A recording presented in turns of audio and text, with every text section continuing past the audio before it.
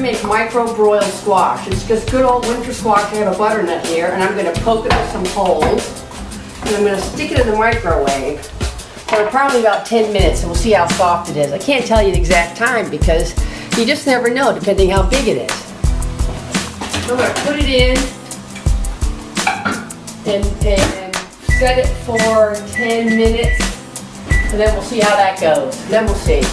And the great thing is, now that we have plain winter squash cooked, probably most of us just have it with brown sugar and butter or something sweet.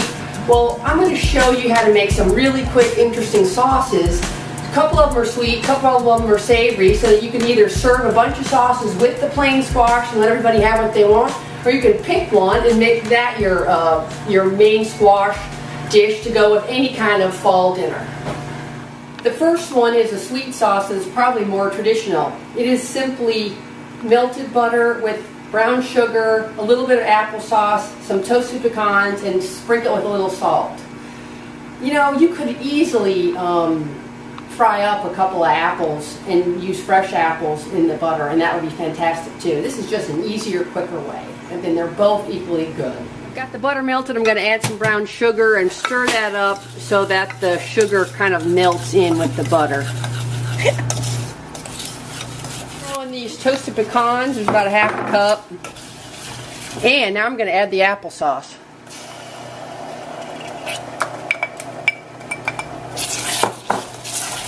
Let that cook down for a sec. And let's throw a little salt in. You always need a little salt and sweetness. And that's it. There's the sauce that you can drizzle over any kind of winter squash. Go ahead. This is sauce number 1. Applesauce, butter, brown sugar, pecans. You can serve that hot or room temperature. Okay, sauce number 2 for the winter squash. This is one based on a nice kind of sweet and sour Major Gray's chutney. It's chutney, dried cranberries, sliced toasted almonds, and orange zest with butter. Can't go wrong. It's as easy as sauce number 1 to stir up. Got the half a stick of butter melted. Now I'm going to add this chutney, stir that up and melt that.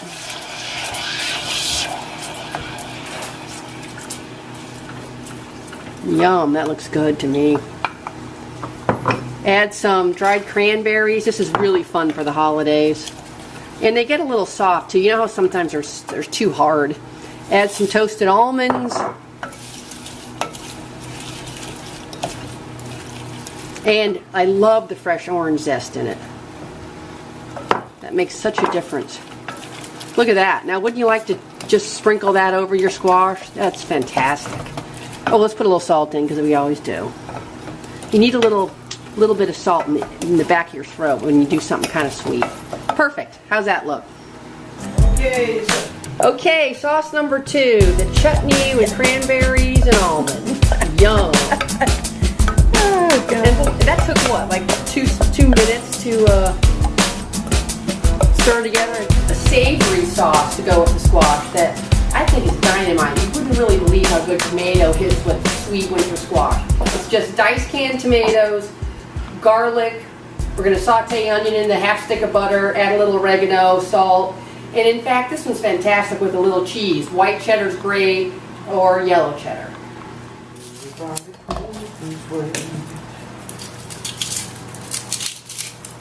Drained.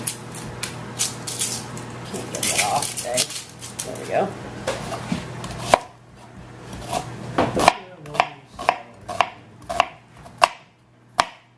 Okay. Let's just saute that onion in the butter.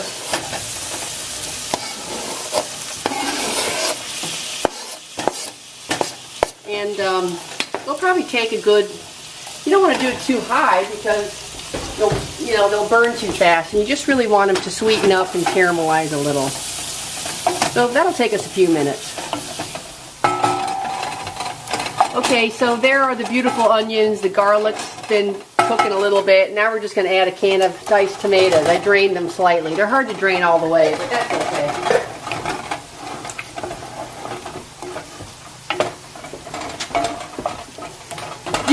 any kind of seasoning you want in here, any kind of savory seasoning. I'm using a little bit of oregano. You can use Italian seasonings if you want it. A little rosemary would be nice, but that looks pretty good. And we'll add a pinch of salt. And you know, sometimes you just need a pinch of sugar in your tomatoes. I'm just going to put a tiny bit in there. And that's it for that sauce. Probably a little pepper would be nice too. So I just bring it to a boil, and then we'll just add it to our list of sauces. Our first savory one, that's tomato baked with onion, oregano, butter, and a little salt and pepper. Pinch of sugar. Pinch of sugar if you think it needs it. Okay, sauce number 4 is a classic mushroom duxelle, which just means really slowly cooked mushrooms and onions in butter and olive oil, and with a little thyme and sherry. And this one takes the most time because these mushrooms really have to cook down to a really nice richness. Can't do this one quickly. But it's not difficult, and it doesn't really take that much time, especially while you're still cooking the squash. And you can make it ahead and reheat it. Use a combination of olive oil and butter, and we're going to just let that melt, and then we're going to add the mushrooms. I don't know why this is popping so much. I'm not sure why it's happening. All right, let's just cook those down for 2 minutes.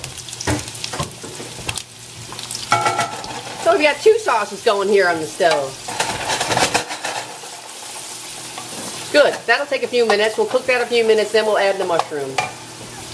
I think we're making a nice big mess. I think we are. Okay, this is cooking down nicely. I'm going to add some sherry to this. We'll cook that down some more until it all evaporates. We'll just cook it a couple more minutes. And I think I'll add a little salt now too. I'm going to put some fresh thyme in. Dried thyme works fine, but I had this out in the yard, so I thought I'd use it. I'm just stripping the little leaves right off it. Oops. You gotta go the right direction or it doesn't want to go. And see, it's evaporating. We're getting thicker and darker. If you cook this a long time, it'll get really nice and dark and lovely.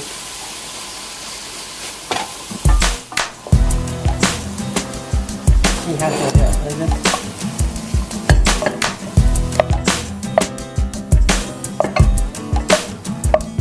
Always taste them. Here they are, and add some salt and pepper, whatever you like. But there you go. Perfect. As a veterinary. Ow! Let's see how this looks since I need to add a couple more minutes to it. Ouch, it's hot. Okay. I think it still needs it. This is a big squash. See, this part is very soft, but you know what? You can't really overcook the edges, so I'm just going to put it back in for another couple of minutes. I think I might put it back together like that. Okay.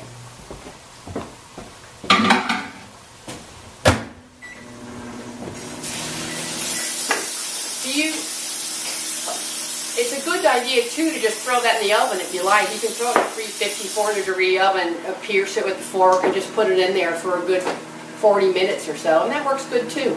You don't want to do all this in and out with the microwave and worry about it. Yeah. How's that one look, RB? That looks like it's going to be fine. Okay, let's do it. All right. Scoop that seeds out and get going. You want to scoop the seeds out? I really don't. You know? I would, but I'm... Oh, you can't. Butter up the casserole. You can spray it with Pam if you want, but that doesn't have any flavor. Okay? And now I'm just going to take my spoon and add it in nice chunks to the casserole. See, it looks good not all pulverized into mush. I think it looks good in chunks. Ouch, it's hot.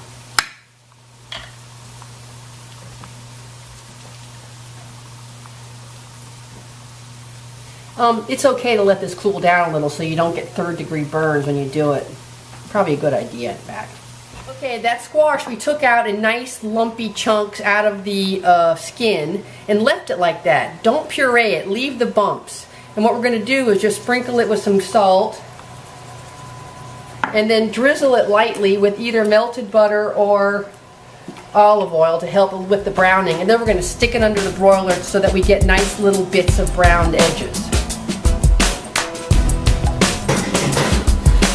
This you're going to have to watch for a minute because you don't want it to get burnt.